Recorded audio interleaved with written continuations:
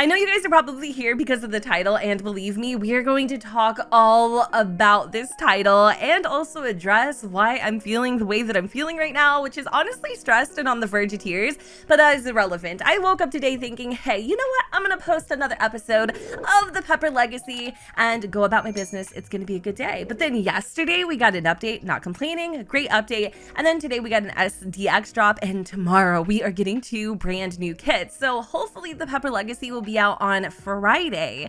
But for now, we need to address the elefante in the room. So earlier I was on Twitter and I was scrolling through my feed, right? And then I come across this post by Remy, and the title just says, I can't. And I'm like, you can't what? Like, what's going on here?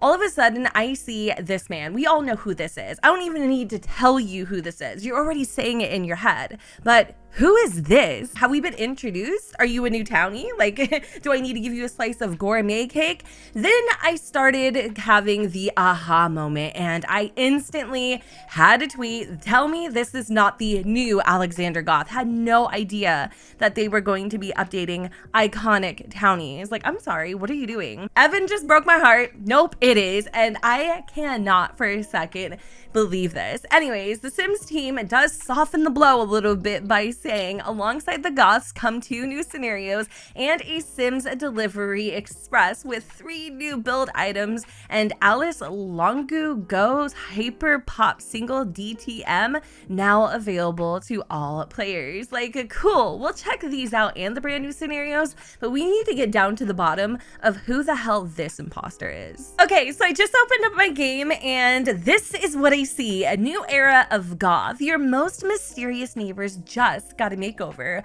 Why not visit? We'll circle back to the Goth situation, but first I wanted to touch base on the 2 brand new scenarios. The first one is a limited time scenario and it's called Best Friends Forever. The second one, I gotta scroll down a little bit, but I think this is a permanent scenario and it is called In the Moodlet. So if we read the description for Best Friends Forever, the themes are friendship, romance, school. The difficulty is easy, and again, it's available for a limited time, meaning you can start this scenario anytime before 6/29/2022.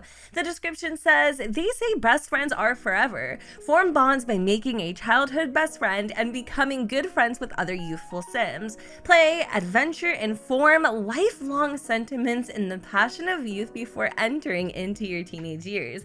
The requirements are 1 child Sim, at least 1 young adult or older. The potential outcomes are to create memories and forge the fires of friendship as a child, renew friendship, blossoming love, rejection or heartbreak, battle teenage angst by carrying the story forward where relationships are tested and deeper bonds can form. The themes for the In the Moodlet scenario are emotions and friendship. The difficulty is easy, and the description reads, working in retail can be so stressful. Some Sims just have the worst luck and get all the rude customers. Can this Sim leave their problems at work and unwind at home? The requirements are 1 Sim who is a young adult or older, and the potential outcomes are to control your Sim's emotions and complete all the goals. If you watched yesterday's video on the pronoun update, then you're probably very familiar with Arlo. They are available on the gallery in case you guys are interested, but Arlo wanted to demonstrate the brand new items that we received in this update, and I'm actually really liking them so far. I almost don't even know where to begin.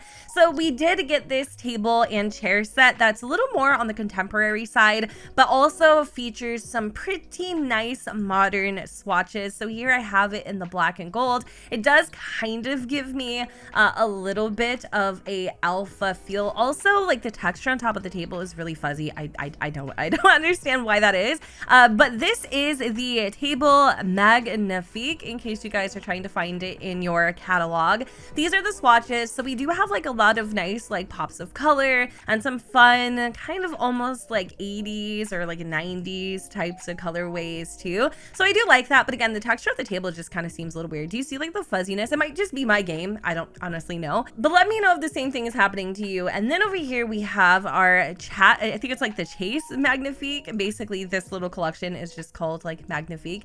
And that is what it looks like. So it's just like a very standard chair. And we also have like these very straight and narrow peg legs too. Again, kind of contributing to that contemporary vibe, maybe more like mid-century. And then these are the swatches. And as you guys can clearly tell, they basically correspond with the swatches that go with the table so that you can make it a complete set. So I thought that was actually really, really cool. Now, my favorite thing is absolutely, okay, you guys, this brand new Into the Moodlit lamp. The description reads, feeling down and out? This lamp is specifically designed to boost your mood, and it just might do the trick.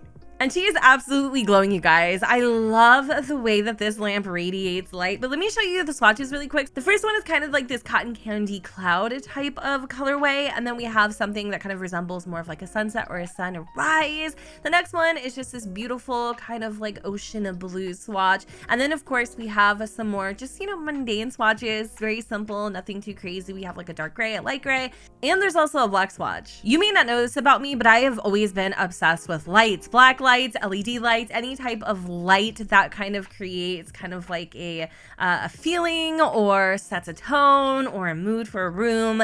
I have always been into kind of like those costumey lights, as I like to call them. Unfortunately, when you do put it against like a wall or something, I've noticed that the light that it casts kind of clips a little bit, so it definitely takes me out of that element, which is kind of annoying. But further away, it's definitely really pretty. So I did want to show you guys what type of mood it creates. So what you do is you click on it and you can basically you know, do everything you would do on a regular light. Maybe I'm doing something wrong, but I've had Arlo sitting here for quite a while now and I haven't received any extra or additional moodlets or any type of aura at all. Maybe again, it's just me. I don't know. Let me know in the comments down below if you received any emotional aura from this brand new lamp, because I clearly am not. It was already bad. Okay, it was already bad when I saw that they had made over Alexander Goth, but it got a hell of a lot worse when I realized they remade the entire Goth household.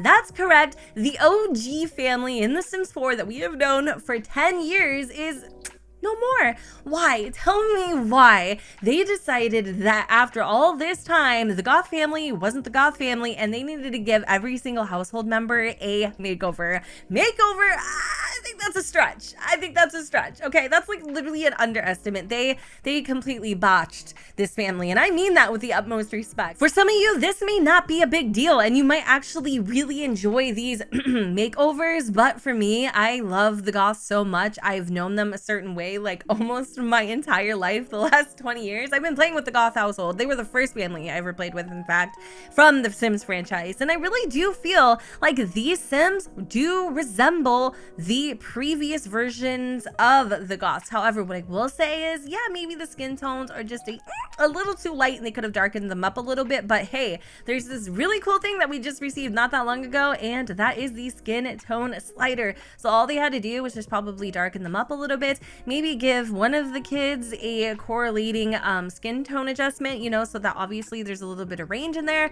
But nobody asked y'all to change the faces, and I mean that with love, because it breaks my heart and it also scares me at the same time, because at this point, like, why would you do that? Like, what are we gonna start making over like all the other iconic townies that we've known for this long? Help me make it make sense. Like, seriously, help me make it make sense, because I am not understanding the thought process behind this, and it gets better.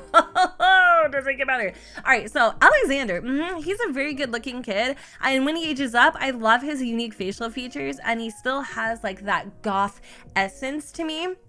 And I'll show you guys exactly what I mean by that as he ages up. So please ignore his little like mohawk, and then also my eyeliner just kind of messing things up. But even like this, he still looks very good. And this is the Alexander that we know and love. But when I age up this Harry Potter wannabe, oh my God, y'all, it gets real spicy up in here. So again, the random townie accessories and whatnots are definitely clouding your vision. But like, come on. Would you look at this man and be like, yep, you're a part of an iconic legacy? Yes, Mr. Alexander Goth, bow down, I want to have your babies? No, you would swipe left. And that's exactly what I'm doing. We're moving on to Cassandra. Now, the previous version of Cassandra, mwah, beautiful, love her, great, fantastic. She could definitely age into a Bella as she gets older for sure. And I will say the same about this new and improved Cassandra as well. Like, I actually think she's pretty cute. The only issue is she doesn't look like she belongs to the family at all. She just looks like a completely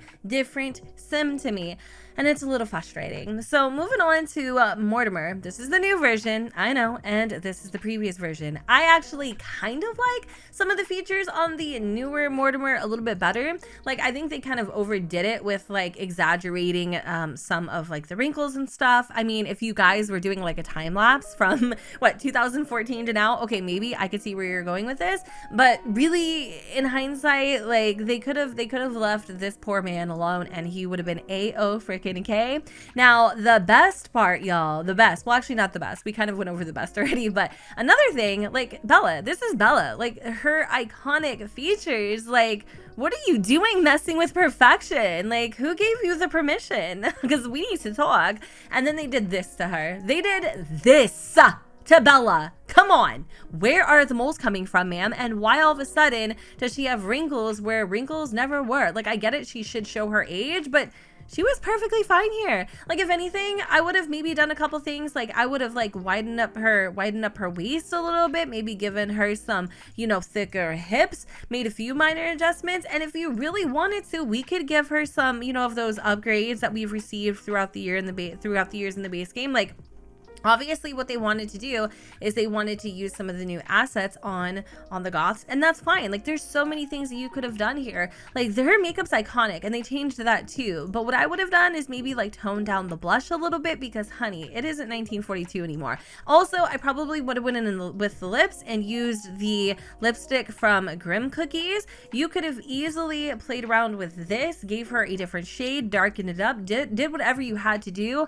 Hell, lower the opacity so it kind of looks more of like a lip blot, and baby girl is good to go. She is with the 2022 sickness. Fingernails, that's fine. We understand that she's a bad bitch. Give a bad bitch some beautiful long fingernails, especially in that red shade, and she is working it, honey. You know when people say less is more? That is truly the perfect example when it comes to making over townies, and I just want to set the tone for that. Like, if you are making over townies or plan to do it in the future, especially when it is a part of the official game, don't change it so much, because it kind of like it creates like a like a shock, like somebody just threw me in ice water or something, because again, they've been with us for so long and changing their facial features was not the move. It was not. Anyways, I am over it. I don't think there's anything else I need to say here, but again, I want y'all to keep in mind that whoever made over these Sims is a real person, and I know that there might have been some moments where I kind of let